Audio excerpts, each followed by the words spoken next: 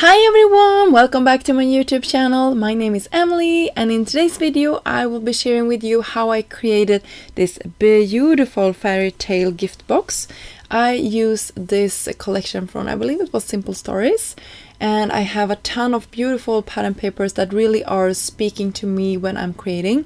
It was in the beginning of June, the end of May when I created this project, so everything is green and springy here in Sweden. So I was so inspired to create something really fun and vibrant. And I cut all of my pieces. So for this large piece I cut 4 of them, and you can see I also cut 8 of the layering pieces, and now I'm trying to crease this with my bone folder. This one was the most, it's not difficult, but the hardest one because it was so narrow at the window. And then on top of my windows here, sorry, my glue stopped working, I will attach this beautiful pattern paper on top of my frame. And I was thinking maybe I can leave these with the opening or back it with acetate, or should I back it with pattern paper? And that is actually what I ended up doing. So I will have this huge box that I can fill with goodies for somebody when I'm giving it away. So, but you can definitely use acetate or just leave it open if you like. I also think it would be fun to leave it open and maybe have something spinning on the inside of it. That was my first idea, but I ended up doing this instead, so I will have it as a box. But you can see how beautiful that pattern paper is, and I also wanted to point out this will be really large when it's done, but it fitted through my standard machine with no problems because they are cleverly designed so that they are running in different sections that all fit through the machine. So that I just wanted to point that out, but you can definitely, if you are doing this, try out and see what works for you. If you have a larger machine, you can probably fit more at the same time through your machine. So this is turning out super cute, and this was really easy to put together when I had everything creased. You can see I'm just tucking that little mechanism underneath the bottom here, and then I can attach this with some liquid glue and just press it in place until you have it completely straight and leveled.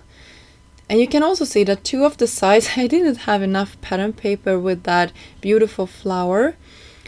So I actually went ahead and did a different area of that pattern paper that didn't have the flower but just the stripes. And I think it turned out okay because that will be the focal point for my project. The other sides were quite busy, so I didn't need to decorate them that much, but these 2 sides that didn't have the pattern paper, I definitely used the more sort of decoration on those. So for the top part, this will be the lid. I cut these funny looking pieces 4 times as well, and then I'm starting to attach them. I also creased all of the sides. I just wanted to point that out. So you can see I'm trying to find the perfect place to put these. Since they are pretty busy patterns, I wanted to see if I can find where they are sort of most naturally overlapping. I didn't find that place, but it's okay. I find another place that was okay to attach it to, so you will see it will be a little bit busy, but it's okay. The other pieces will be a little bit more plain. And to tone all of these pattern papers down, I cut the skirt, or whatever we're gonna call this, out of some white pattern paper, just to tie it in with the box itself and also to calm everything down. Hope you can see here. And so on the down part of these, I just attached the skirt, or whatever we're gonna call it. This went really nicely as well. It wasn't hard to find the perfect place for this to fit, and it really makes the box sturdy. So you can see I can go ahead and just follow this and then press it all one by one into the perfect place. I'm just using my thumb here to press it into that perfect place. But this is sped up, I think, 2 times, so it's not that fast that I'm going, and I'm going quite fast, I mean, and it's going quite well. So it will fit. I'm just checking so everything works nicely. And then we can work on the lid. By the way, I didn't decorate this. I think my pattern paper were quite busy, so I'm not that huge on decorating stuff a ton more. But you can definitely do some bows or something fun on the top. I was really thinking of finding some larger pieces to put on top. Maybe not creating it myself, but just finding if I can find like a doll or something. That would be super fun to attach to the top of this, or a huge bow that I could actually create myself. So that I would have, this would be a super nice landing place and just make this box really come together. But you can see here is the first layer, and there is actually a second layer, so you can decorate it with a beautiful stitched edge. So I did that with some pattern papers once more from this same collection, just to tie everything together. And this will tie in with the embellishment that sorry about the shakiness, the embellishment that I will be using here in a second. So I created some swans, and you will see them here. And on top of this, I also put some more of that busy pattern paper just to tie everything together. But you can see that the scallops here are still white, so it really tones everything down. Hope that makes sense. So there is many opportunities to decorate this. And if you find a pattern paper collection that you really like, make sure that you are probably having two 12 by 12 papers for this box to decorate, because I needed 2 of them. So for my swans here, you can see I'm using the beautiful swan shaker set, but I didn't use the shaker parts.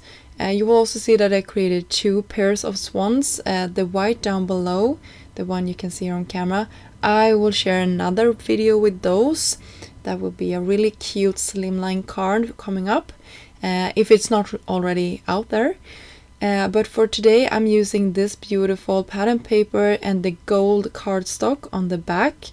You can also see the beak and the crown is going to be in gold and the eyes in black. And I backed my wings with some white paper, just to make them stand out against our busier pattern paper for the body. I also think I backed this, I really did. I backed this with some foam, just to make them a little bit more sturdy. And you can see how they turn out. And now I will sort of intertwine them together here on 2 of the sides. So cute. I just love how this turned out. It's one of my favorite projects that I've created in a while. And you can see how beautiful that pattern paper turned out on the inside of those windows. And it's really beautiful on the inside too, when I cut those papers to have it backed. And for the inside, I could actually decorate the lid a little bit more here on the inside, but I haven't yet. But you can see how cute it is on the outside and how much you can fit inside of this. It's amazing. I don't know exactly how tall it is, but it's huge. You can see I have a problem fitting it underneath my camera. And here I'm just carefully putting it over the scallops, and then it fits perfectly. So you will get another tour of this beautiful 3D Fairytale gift box. And there is probably more ways you can assemble this, so please check out the design team. They are always doing a fantastic job on showing you what you can create with projects like this.